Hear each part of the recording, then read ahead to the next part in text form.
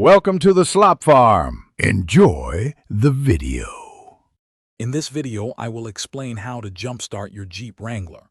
First, prioritize safety by gathering essential gear such as heavy-duty gloves and eye protection. Make sure both vehicles are completely turned off and in park or neutral.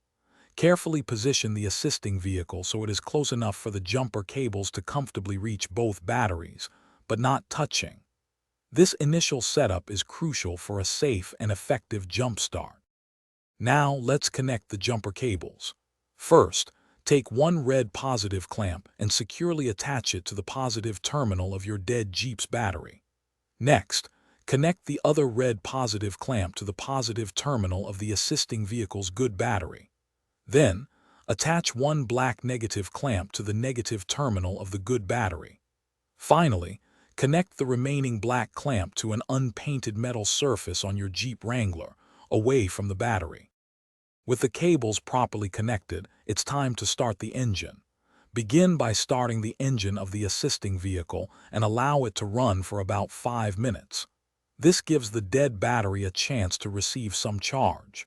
After this period, try to start your Jeep Wrangler. If it doesn't start immediately, wait another 2 to 3 minutes before attempting to start it again. Patience is key here. Once your Jeep Wrangler is running, it's crucial to disconnect the cables in the correct order to avoid any sparks or damage. First, remove the black negative clamp from the unpainted metal surface on your Jeep. Then, disconnect the black negative clamp from the assisting vehicle's battery.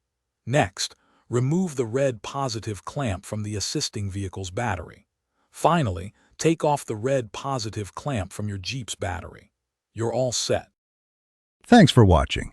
Consider subscribing if we helped you today.